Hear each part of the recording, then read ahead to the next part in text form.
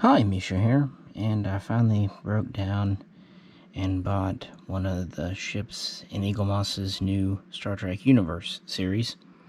Something I held off originally until issue 3 here came out. The Romulan Bird of Prey, as seen in Picard series. Not his favorite dreams. This is just... I like the design, but honestly like Romulan designs in general. And issue 5 is also Romulan, as is issue 6. So with the Romulan heaviness of it, I just couldn't resist. The bad thing, these are not the cheaper price like the little ones here. These were $15 on sale, sometimes $20. Now they're $24, I think. But when I was buying them, that's what they were. And these are in the $45 on sale to $55 full-blown retail range, which really dissuaded me for a long time. The good news is, as you see, they are a larger physical size, and they do come in a nicer styrofoam box. So after getting it, which it just came in today when I'm recording this, what do I think of it? And let's compare it to its other Romulan Bird of Prey brethren. This is the one as seen in Season 2 of Enterprise, so 22nd century. And this is the one from TOS, so 23rd century. Although this particular model is patterned after TOS remastered, not the original TOS. And again, this one is from Picard, although it is supposed to be the same or related to this one. You know, funny thing with the Romulan Bird of Prey, there's a lot of disagreement, controversy, and mystery, which is kind of odd considering it was pretty much the first alien ship model we saw in all of Star Trek. And we really have to begin with the beginning, with the original, both in the Eaglemoss collection and, like I said, in the series. The Romulans appeared in Star Trek before the Klingons, quite a bit before. They were one of the earliest alien races. If you don't know the episode, Balance of Terror, what are you doing here? It's just a classic. It's quite arguably one of the best in the original series, and probably in the top 3 of Season 1, which is arguably the best season. But we really don't know much about it, even though an entire episode is based on around it. We do know that this bird, which is called the Bird of Prey in the episode by Styles, is something the Romulans have been using since the Earth-Romulan War. We also learned that roughly a century earlier, and the episode takes place in 2266, roughly a century earlier, Earth and Romulus fought a war. And they said that they used nuclear weapons and basically old school communication systems. This is why humans did not know what Romulans look like. So not to recap it too much, what do we know about the ship? For sure, we know it has an invisibility screen, a cloaking device, although it's not 100%. The Enterprise can kind of track its wake. It leaves echoes or shadows, but it can't pinpoint it to really target it. So it basically sends out phaser bursts, effectively like depth charges, kind of putting the Enterprise in the role of a destroyer, and the Bird of Prey in the role of submarine.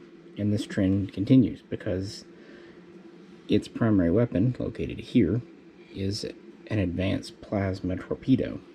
Slow to fire, slow to reload, and relatively slow to fly through space.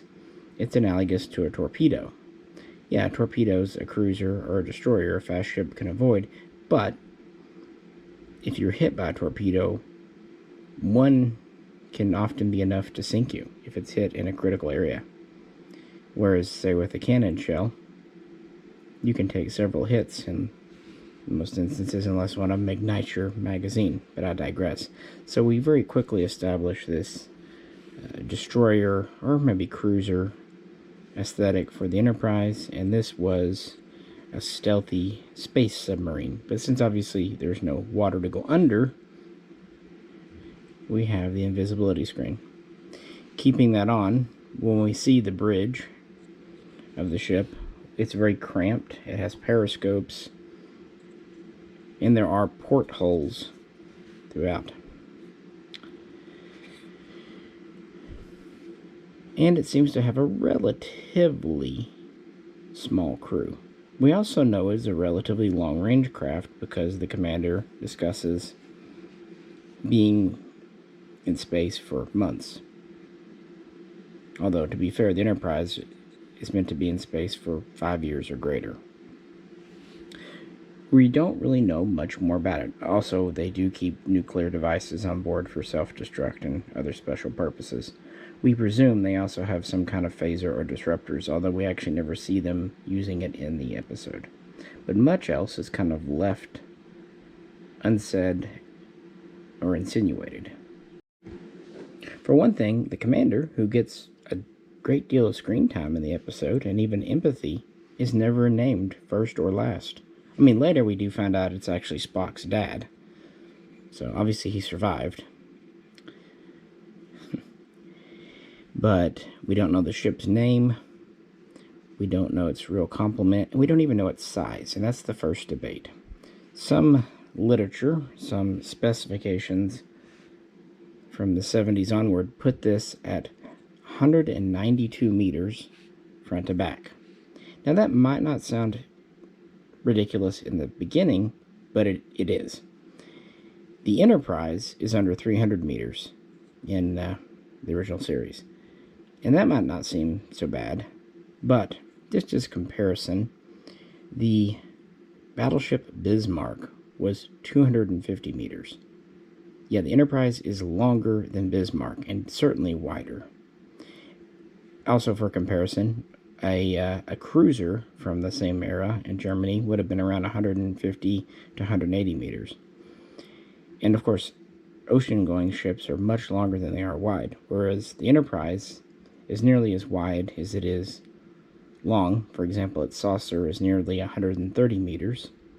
So let's actually say this is longer, tip to tip, than the Enterprise's saucer is wide. And of course, it is longer itself on its other axis because of the nacelle. So if we make this 192 meters this way, that means from nacelle to nacelle, this is basically 300 meters. It's as long as Enterprise. The only thing that saves it from being more massive than the Enterprise is relatively how thin it is. Still yet, there's no way this is 192 meters. Alternative sources put it as short as 66 meters. This might seem small, but actually, based on what we know, it is probably pretty close. The only thing, this would seem to have roughly 5 decks. 2 kind of in this command center up here, a higher one, a lower one, and then based on the size of that and the portholes, maybe 3 in the main section. If this is only 66 meters long, that would make the decks like 5 meters tall. That's not really going to work. So to kind of make the decks at least 8-9 meters, we need to blow it up to about 130 meters long, which is kind of a compromised length. But yeah, truth is, it was never really laid out. And it does seem to come across as a pretty small, cramped ship with a relatively small crew. But we do see this in the episode Balance of Terror. We also see it a season later in The Deadly Years. Actually, we see several attacking the Enterprise, and in that, they definitely look smaller than the Enterprise. They're almost used like fighters in that episode. And we see it in Season 3 of TOS Remastered in the Enterprise incident, although originally it wasn't there, because they used the D7. And for a long time, that was the only place we really saw the Romulan Bird of Prey. While it would appear in video games and tabletop games and a lot of beta canon, really it wasn't until Season 2 of Enterprise that something like the Romulan Bird of Prey would reappear. Here we have it here.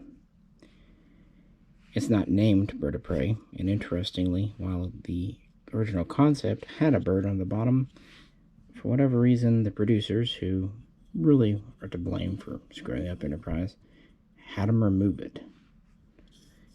This is kind of a retcon to say that the Bird of Prey was added during the Romulan War, kind of something that they started doing. And this is obviously a different design. In universe, it's supposed to be about 100 years older, but it's obviously still very much the same shape. It's also very green. We don't know much about these. We only see them, I think, in the one episode. Maybe it's in a second one. I can't remember if it's in the Season 4 episode or not. I think it was supposed to be and was cut. But either way, unfortunately, we do see them with a cloak. Less said about that, the better. But at least they do keep the whole no visual communications with the Romulans thing going. So kind of a win-lose there. And some people were upset that the Romulans appeared at all. The thing is, just a few years later, Earth and Romulus would fight a war. So, yeah, it makes sense that they would have some initial first contact in the early 2150s. Why not? And I actually like this design. It's not perfect. The nacelles are a little odd, but not wholly anachronistic. Frankly, this would probably look better in Next Generation, but at least it's a new design.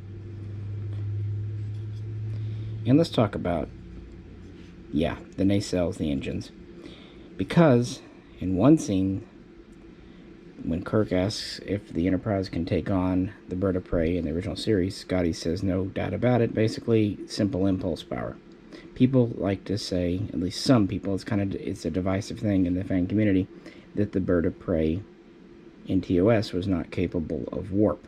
Thus, this would not be capable of warp in Enterprise 100 years earlier for sure. I've said it many times before, I'll say it again. This is ludicrous.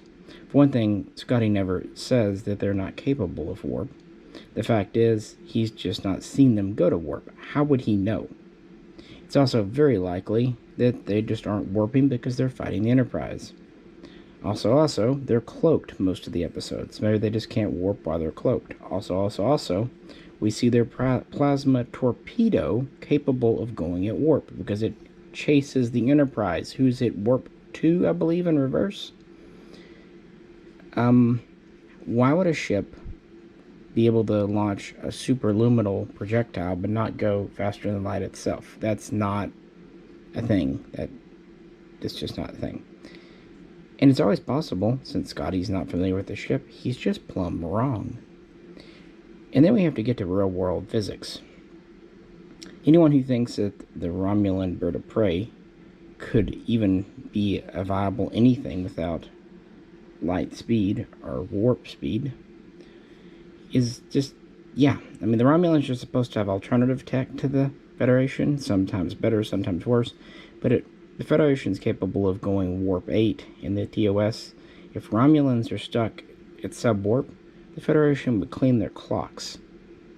This is not how it works. That would be like one side with a nuclear aircraft carrier going up against the other side with old school coal or even steam-driven carriers. Speed would just, the Enterprise could literally run circles around them, run in, shoot, and then fly away. Finally, the distance in space. If you're at sublight, even like 0.9 light speed, it would take you quite a long time just to get from your home planet, which is going to be on the inner side of a solar system, the Goldilocks zone, just out to the, effectively, what would be the Oort cloud. To go to neighboring systems would take decades, not just years. Yes, so when the Romulan commander says they've been in space for months, that's great. They would still have to get from Romulus to the neutral zone. And without some kind of light speed or faster than light speed travel, this would take infinite time, basically. It's just not practical, especially as cramped as that ship is. That's obviously not like a generational ship or a ship meant to be lived on for a long time. Again, the submarine analogy. Subs, yeah, they're meant to be crewed for a year or so, especially old school diesel subs. But they have to dock in port. They have to let their sailors out. There's no way men could have lasted decades on the Bird of Prey. Be it this one here from the 22nd century or the 23rd century one. Again, the distances in space are just too vast for that.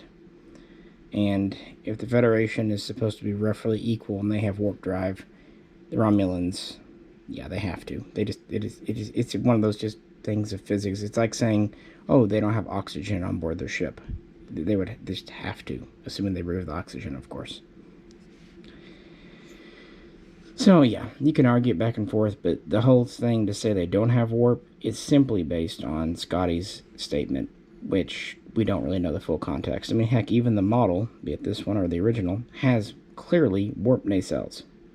They're not engines, as we know. They're not impulse engines. They are literally warp nacelles. So why would it have warp nacelles and not have warp? I'll leave that there for now. But, yeah, I just, it's silly. It's right, so possible maybe Romulans had lesser grade warp. Maybe still stuck at warp 5. Hell, even warp 3. That would explain the whole months thing. But they had to have some type of faster than light travel. They just have to. I think the main thing is they're at impulse in that episode because of the new cloak just sucking all the energy out of the ship. Probably if they uncloaked. And again, this actually plays very well into the submarine analogy, because when a submarine is on the surface, it uses its full engines. Usually back in the day, it would have been diesel. But when they would go under the waves, underwater, their speed would decrease quite a bit. Let's say it was 20 knots above. It could go as low as 9 knots below the surface. This is because they were running on electric batteries. They also had limited time. So essentially, when cloaked, the Bird of Prey would have been running on battery power only, aka in the Star Wars universe, Star Trek universe, impulse.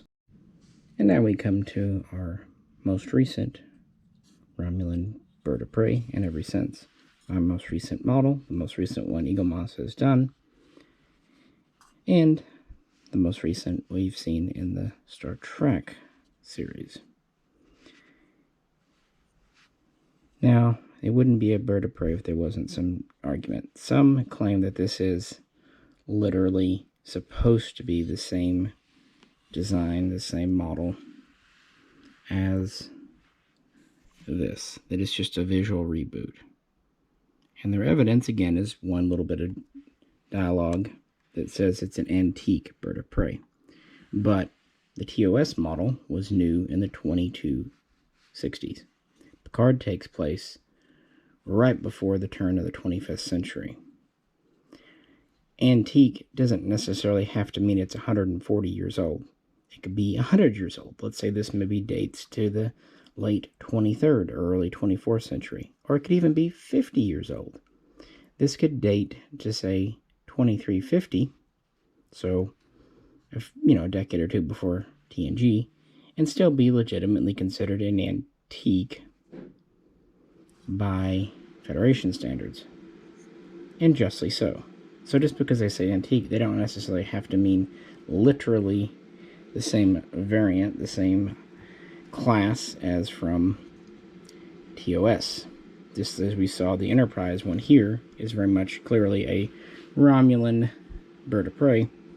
This is a small class of attack ship that obviously Romulans have created and maintained over the years. And various places, including like Trek Yards, have said that it seems to be a refit Bird of Prey, meaning, late 23rd century, probably moved into the 24th century. And I think that is perfectly acceptable. It looks like it's a refit era design. It doesn't have the giant torpedo launcher on the front. Rather, it has multiple weapons ports here. I presume those are weapons ports.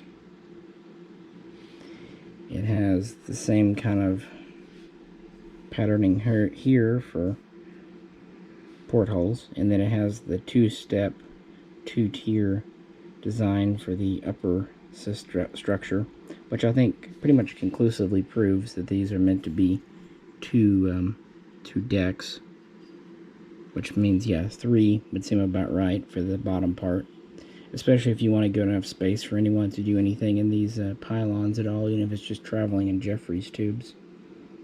There would seem to also be some reworking in the back here.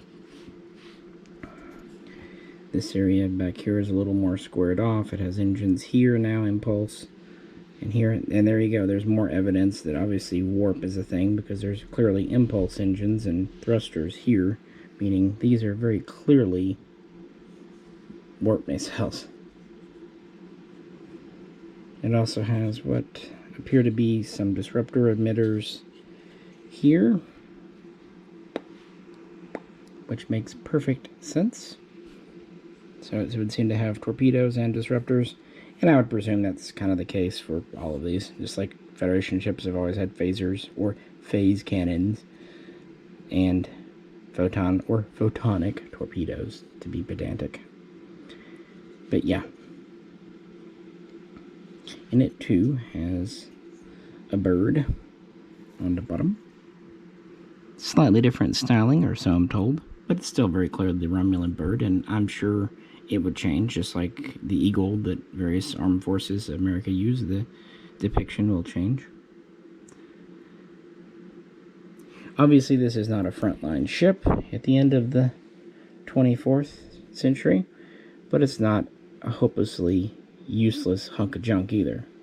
In that episode, it's actually used by a warlord following the destruction of the Romulan Empire, at least the traditional empire, which would make sense. They'd be grasping at any old ships they could get their hands on, as long as they were serviceable. And chances are it's been upgraded with better shields, better sensors, and better weaponry over the years. Why wouldn't it be?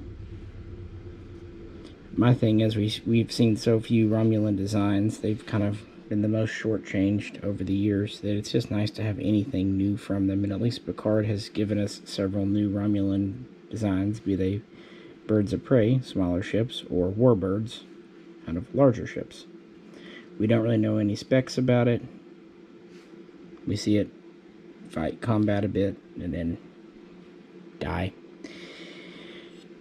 But yeah, again, I wasn't really planning on getting the universe. A lot of it was the price, and also my kind of mixed feelings about some of the new series and what have you. But with this, they paid such a positive homage to the original that I just couldn't help myself. Also, coupons were involved, so I wanted to use them to save some money. So what do I think about it? Is it worth it? I will say I was quite excited to hear Eaglemoss doing the Enterprise one, just because I had no idea what it looked like, and I think they did a really good job just representing the ship on screen. Again, the ship itself, as an Enterprise, I mostly like it. There's a few things that I probably would have done differently. It's a little too modern looking, but that's the case with a lot of Enterprise stuff. But anyway, it is what it is, the good model. And I was definitely going to get the original Bird of Prey, but I was used to the models like the AMT from the 70s and 80s, which are neat shape, but pretty plain Jane. I had no idea that the TOS Remastered added more kind of patterning and stuff. This actually has a lot of texturing going on.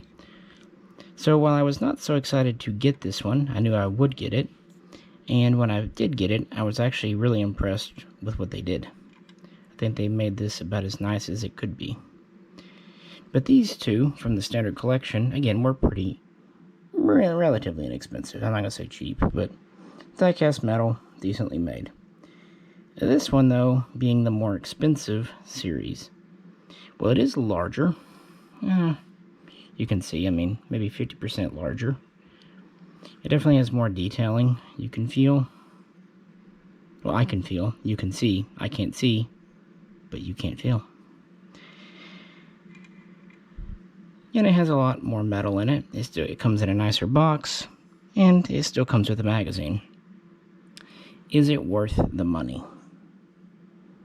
I don't know. I still think I have mixed feelings. With the smaller designs, you can get a lot of them on the shelf. You can do a full series like they did. They did 180 standard issues plus several bonuses and what have you. If you do the larger ones, this is kind of their intermediate size. They also have a jumbo or XL for different ships, but not of this one. They're going to cost a lot more money, and they're going to take up a lot more shelf space. But the flip side is you get a lot more detailing and a nicer looking model. So it just kind of depends. Right now this is at issue 6, I believe. And I know they've at least announced through 8. So there's pros and cons to each scale and size and type. And I guess that's just kind of an individual thing.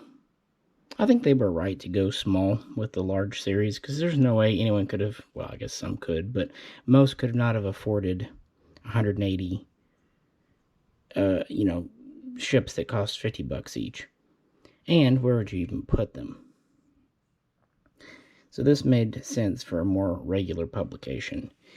This seems set up more like the Battlestar Galactica series, where they're going to release one every 1 to 2 months, so 4 to 6 in a year, maybe 10 at most. So that's a little more manageable than 2 every month, so 24 a year. So all in all, I think they did a nice job. I also like the XL version of the Dideridex Warbird that they did. I kind of wish in the bonus or specials they would do a D7, but in Romulan livery and design. I think that'd be kind of neat, just as a bonus or convention special. What do you think? So I will give very high marks for this. The design in Picard. I think it definitely is a bird of prey, but it fits in very well.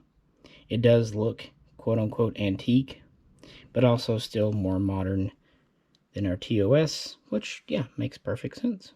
As far as the construction of the model, seems well made. Clips onto the stand well. Again, a decent amount of metal. I think the front of the engines are plastic. Maybe they're just painted. These are plastic. But yeah, it's quite a bit of metal. That's metal, that's metal. I think really only the nacelles are plastic. And it comes with the usual numbered stand that Eaglemoss does. So now they've got me into this collection. I don't think I'll buy everything, especially when they start getting more back into Discovery, but we'll see. And I was just feeling into more of a Romulan mood, and I like talking about the Bird of Prey. It's neat. With that, let me know what you think. Do you hate the design? Do you like one of these but not the others? Yeah. As always, I do appreciate you tuning in. This is Misha, and I'll catch you very soon. Next time.